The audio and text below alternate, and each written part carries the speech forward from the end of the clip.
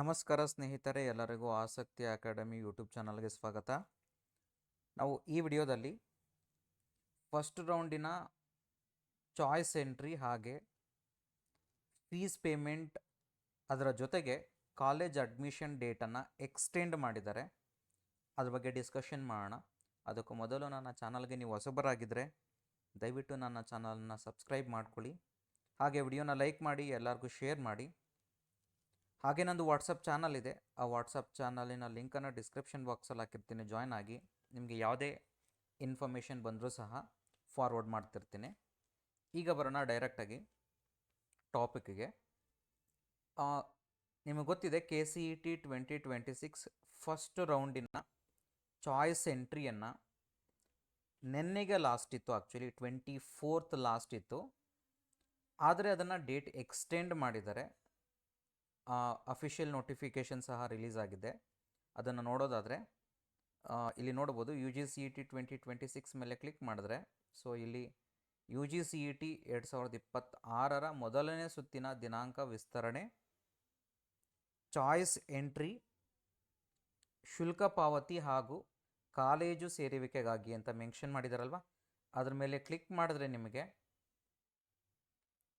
ನೋಡ್ಬೋದು ಈ ರೀತಿಯಾದಂತಹ PDF ಓಪನ್ ಆಗುತ್ತೆ. ನಿಮಗೆ ನೋಟಿಫಿಕೇಷನ್ ಏನಪ್ಪ ಅಂತಂದರೆ ಅದರಲ್ಲಿ ಡೀಟೇಲಾಗಿ ಕೊಟ್ಟಿದ್ದಾರೆ, ನೋಡ್ಬೋದು ನೀವು. UGCET 2026 ಮೊದಲನೇ ಸುತ್ತಿನ ಸೀಟು ಹಂಚಿಕೆ, ಚಾಯ್ಸ್ಗಳನ್ನು ಆಯ್ಕೆ ಮಾಡಿಕೊಳ್ಳಲು ಶುಲ್ಕ ಪಾವತಿಗೆ, ಕಾಲೇಜಿಗೆ ಪ್ರವೇಶಾತಿಗೆ ದಿನಾಂಕ ವಿಸ್ತರಣೆ. ಯಾವ್ಯಾವೆಲ್ಲ ಕೋರ್ಸುಗಳಿಗೆ ವಿಸ್ತರಣೆ ಮಾಡಿದ್ದಾರೆ ಅಂತಂದರೆ ಇಂಜಿನಿಯರಿಂಗ್, ಆರ್ಕಿಟೆಕ್ಚರ್, ಕೃಷಿ ವಿಜ್ಞಾನ, ವೆಟರ್ನರಿ, BSc ನರ್ಸಿಂಗ್, ಯೋಗ ಮತ್ತು naturopathy, BPT, BPO, allied health science ಮುಂತಾದ ಕೋರ್ಸುಗಳಿಗೆ ಮೊದಲನೇ ಸುತ್ತಿನ ಸೀಟು ಹಂಚಿಕೆಯ ನಂತರ ಚಾಯ್ಸ್ಗಳನ್ನು ಆಯ್ಕೆ ಮಾಡಿಕೊಳ್ಳಲು, ಶುಲ್ಕ ಪಾವತಿಸಲು, ಸೀಟ್ ಕನ್ಫರ್ಮೇಷನ್ ಸ್ಲಿಪ್ ಡೌನ್ಲೋಡ್ ಮಾಡಿಕೊಳ್ಳಲು ಮತ್ತು ಕಾಲೇಜಿಗೆ ಪ್ರವೇಶಾತಿ ಪಡೆಯಲು ದಿನಾಂಕವನ್ನು ವಿಸ್ತರಿಸಲಾಗಿದೆ. ಯಾವತ್ತಿಗೆ ಡೇಟನ್ನು ಎಕ್ಸ್ಟೆಂಡ್ ಮಾಡಿದ್ದಾರೆ ಅಂತಂದರೆ ನೋಡಬಹುದು, ನೀವು ಇಲ್ಲಿ ಕಂಪ್ಲೀಟಾಗಿ ಡೀಟೇಲ್ಸನ್ನು ಕೊಟ್ಟಿದ್ದಾರೆ. ಚಾಯ್ಸ್ ಎಂಟ್ರಿ ಮಾಡೋದಕ್ಕೆ ಅಂದರೆ ಚಾಯ್ಸ್ 4 ಚಾಯ್ಸ್ ಇರುತ್ತೆ ನಿಮಗೆ, ಚಾಯ್ಸ್ 1, ಚಾಯ್ಸ್ 2, ಚಾಯ್ಸ್ 3, ಚಾಯ್ಸ್ 4ಗಳು. ಆ 4 ಚಾಯ್ಸ್ಗಳಲ್ಲಿ ನೀವು ಯಾವ ಚಾಯ್ಸನ್ನು ಸೆಲೆಕ್ಟ್ ಮಾಡ್ಕೊಳ್ತೀರಾ ಅನ್ನೋದನ್ನು ಮಾಡೋದಕ್ಕೆ ನಿಮಗೆ ಲಾಸ್ಟ್ ಡೇಟ್ ಬಂದು 28th ಇರುತ್ತೆ. ನಿಮಗೆ ಇನ್ನು 3 ದಿನ ಮಾತ್ರ ಬಾಕಿ ಉಳಿದಿದೆ. ಹಾಗೆ ನೆಕ್ಸ್ಟು ಚಾಯ್ಸ್ 1 ಮಾಡಿದ ನಂತರ ನೀವು ಸಪೋಸ್ ಯಾರಾದರೂ ಚಾಯ್ಸ್ 1 ಮಾಡಿ ಸೀಟ್ ಕನ್ಫರ್ಮೇಷನ್ ಸ್ಲಿಪ್ಪನ್ನು ಡೌನ್ಲೋಡ್ ಮಾಡಿಕೊಂಡು ಹಾಗೆ ಫೀಸನ್ನು ಪೇಮೆಂಟ್ ಮಾಡೋದಕ್ಕೆ ನಿಮಗೆ 29ನೇ ತಾರೀಕು ಸಂಜೆ 4 ಗಂಟೆವರೆಗೂ ಟೈಮ್ ಇರುತ್ತೆ. ಹಾಗೆ ಈ ಕನ್ಫರ್ಮೇಷನ್ ಸ್ಲಿಪ್ಪನ್ನು ಡೌನ್ಲೋಡ್ ಮಾಡಿಕೊಂಡು ಸೀಟ್ ಕನ್ಫರ್ಮೇಷನ್ ಸ್ಲಿಪ್ಪನ್ನು ಕಾಲೇಜಿಗೆ ನೀವು ವರದಿ ಮಾಡ್ಕೊಳ್ಳೋದಕ್ಕೆ ನಿಮಗೆ 29ನೇ ತಾರೀಕು ಸಂಜೆ 6 ಗಂಟೆವರೆಗೂ ಟೈಮ್ ಕೊಟ್ಟಿದ್ದಾರೆ. ಇಲ್ಲಿ ನೋಡ್ಬೋದು, ನೀವು ಇಲ್ಲಿ ಫೀಸ್ ಪೇಮೆಂಟ್ ಮಾಡೋದಕ್ಕೆ 20ನೇ ತಾರೀಕು 4 ಗಂಟೆ ಸಂಜೆ 4 ಗಂಟೆವರೆಗೂ ಟೈಮ್ ಕೊಟ್ಟಿದ್ದಾರೆ. ಅಲ್ಲಿವರೆಗೂ ವೆಯ್ಟ್ ಮಾಡೋಕ್ಕೆ ಹೋಗ್ಬಿಡಿ. ಯಾಕೆ ಅಂತಂದರೆ ನಿಮಗೆ ಲಾಸ್ಟ್ ಮೂಮೆಂಟಲ್ಲಿ ಮೋರ್ ಓವರ್ ನೋಡಿ, ನೀವೇನಾದರೂ ಆನ್ಲೈನ್ ಪೇಮೆಂಟ್ ಮಾಡಿದ್ರೆ ಓಕೆ.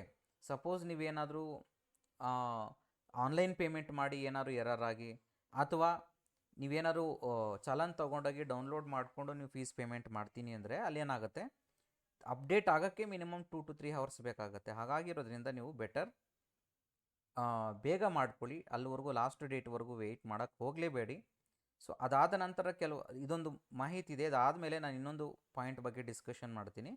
ಒಂದು ವೇಳೆ ಅಭ್ಯರ್ಥಿಯು ಸೂಕ್ತ ಚಾಯ್ಸ್ಗಳನ್ನು ಆಯ್ಕೆ ಮಾಡದಿದ್ದಲ್ಲಿ, ಅಂದರೆ 4 ಚಾಯ್ಸ್ ಕೊಡ್ತಾರೆ ನಿಮಗೆ, 4 ಚಾಯ್ಸ್ಗಳಲ್ಲಿ ಯಾವುದನ್ನೂ ಸೆಲೆಕ್ಟ್ ಮಾಡಲಿಲ್ಲ ಅಂತಂದರೆ ಅವರೇ ಕರ್ನಾಟಕ ಎಕ್ಸಾಮಿನೇಷನ್ ಅಥಾರಿಟಿನೇ ಅವರೇ ನಿಮಗೇನಂತ ತಗೊಬಿಡ್ತಾರೆ, ಚಾಯ್ಸ್ 4 ಅಂತ ಕನ್ಸಿಡರ್ ಮಾಡಿಬಿಟ್ಟು ನೆಕ್ಸ್ಟ್ ರೌಂಡಿಗೆ ನಿಮ್ಮನ್ನು ಯಾವುದೇ ರೀಸನ್ಗೂ ಕೌನ್ಸಿಲಿಂಗಲ್ಲಿ ಪಾರ್ಟಿಸಿಪೇಟ್ ಮಾಡೋದಕ್ಕೆ ಬಿಡೋದಿಲ್ಲ, ಎಕ್ಸಿಟ್ ಮಾಡ್ತಾರೆ ನಿಮ್ಮನ್ನು ಕಂಪ್ಲೀಟ್ ಕೌನ್ಸಿಲಿಂಗ್ ಪ್ರೊಸೀಜರಿಂದ. ಹಾಗಾಗಿರೋದ್ರಿಂದ ನೀವು 3 ಚಾಯ್ಸ್ ಅಥವಾ 4 ಚಾಯ್ಸ್ಗಳಲ್ಲಿ ಯಾವುದಾದ್ರು ಒಂದನ್ನು ಸೆಲೆಕ್ಟ್ ಮಾಡ್ಕೊಳ್ಳಿ. ಹಾಗೆ ನಿಮ್ಮ ಫ್ರೆಂಡ್ಸ್ಗಳು ಏನು ಮಾಡ್ತಾರೆ, ಕೆಲವರು ಗೊತ್ತಿರೋದಿಲ್ಲ, ಹಾಗಾಗಿರೋದ್ರಿಂದ ಅವ್ರಿಗೂ ಸಹ ಇನ್ಫಾರ್ಮ್ ಮಾಡಿ ಇದನ್ನು ಫಾರ್ವರ್ಡ್ ಮಾಡಿ. ಜೊತೆಗೆ ಕೆಲವರು ಸ್ಟೂಡೆಂಟ್ಸು ಕ್ವಶನ್ಸ್ ಕೇಳ್ತಿದ್ರು, ಸರ್ ಫಾರ್ಮಸಿ ಮತ್ತು ಎಸ್ಪೆಷಲಿ ಫಾರ್ಮಸಿ ಹಾಗೆ ನೀಟ್ ಕೌನ್ಸಿಲಿಂಗ್ ಯಾವಾಗ ಸ್ಟಾರ್ಟ್ ಆಗುತ್ತೆ ಅಂತ. ನೋಡಿ, ಫಾರ್ಮಸಿದು ಪ್ರಾಬ್ಲಮ್ ಏನಪ್ಪ ಅಂತಂದರೆ ಫಾರ್ಮಾ ಬೋರ್ಡಿಂದ ಕರ್ನಾಟಕ ಎಕ್ಸಾಮಿನೇಷನ್ ಅಥಾರಿಟಿಗೆ ಸೀಟ್ ಮ್ಯಾಟ್ರಿಕ್ಸೇ ಇನ್ನೂ ಬಂದಿಲ್ಲ. ಸೊ ಕರ್ನಾಟಕ ಎಕ್ಸಾಮಿನೇಷನ್ ಅಥಾರಿಟಿ ಸುಮ್ಮನೆ ಆಪ್ಷನ್ ಎಂಟ್ರಿ ಬಿಡೋದಕ್ಕಾಗೋದಿಲ್ಲ. ಯಾಕಂದರೆ ಯಾವ್ಯಾವ ಕಾಲೇಜುಗಳಲ್ಲಿ ಎಷ್ಟೆಷ್ಟು ಸೀಟ್ ಇದೆ ಅಂತ ಕೊಡಬೇಕಾಗಿರುವಂಥದ್ದು ಅದು ಫಾರ್ಮಾ ಬೋರ್ಡಿಂದನೇ ಸೀಟ್ ಮ್ಯಾಟ್ರಿಕ್ಸ್ ಬರಲಿಲ್ಲ ಅಂತಂದರೆ Karnataka examination authority option entry ಬಿಡೋದಕ್ಕಾಗೋದಿಲ್ಲ. ಹಾಗಾಗಿರೋದ್ರಿಂದ ಫಾರ್ಮಾ ಬೋರ್ಡಲ್ಲಿ ಸೀಟ್ ಮ್ಯಾಟ್ರಿಕ್ಸ್ ಬಂದಿದ್ದ ತಕ್ಷಣ ಇಮಿಡಿಯೇಟಾಗಿ ಅವರು ನಿಮಗೆ ಆಪ್ಷನ್ ಎಂಟ್ರಿಯನ್ನು ಬಿಡ್ತಾರೆ. ಫಾರ್ಮಸಿದು ನೀಟು ಅಷ್ಟೇ, ನಿಮಗೆ ಗೊತ್ತಿರಲಿ ನೀಟದು ಸ್ವಲ್ಪ MCCಗೆ ಮ್ಯಾಚ್ ಮಾಡಬೇಕಾಗತ್ತೆ. ಹಾಗಾಗಿರೋದ್ರಿಂದ ಸ್ವಲ್ಪ ಡಿಲೇ ಆಗುತ್ತೆ. ಬಟ್ ನಿಮಗೆ ಡೆಫಿನೆಟಾಗಿ ಆಲ್ರೆಡಿ ನಿಮಗೆ ಅಪ್ಲಿಕೇಶನ್ ಎಡಿಟ್ ಮಾಡ್ಕೊಳ್ಳೋದಕ್ಕೆ ಎಲ್ಲನೂ ಅಪ್ಲಿಕೇಶನ್ ಎಡಿಟ್ ಅಂದರೆ ಹೊಸದಾಗಿ ಯಾರು ಇನ್ನೂ ಮಾಡಿಲ್ಲ ನೀಟ್ ಕಂಪ್ಲೀಟಾಗಿ ಕರ್ನಾಟಕ ಎಕ್ಸಾಮಿನೇಷನ್ ಅಥಾರಿಟಿ ಅವ್ರಗಳಿಗೆ ಈಗ ಹೊಸದಾಗಿ ನೀಟಾಗಿ ರಿಜಿಸ್ಟ್ರೇಷನ್ ಮಾಡ್ಕೊಳ್ಳೋದಕ್ಕೆ ನೀಟ್ ಸ್ಟೂಡೆಂಟ್ಸ್ಗಳಿಗೆ ಕೊಟ್ಟಿದ್ದಾರೆ. ಸೊ ಮಾಡ್ಕೊಳ್ಳಿ.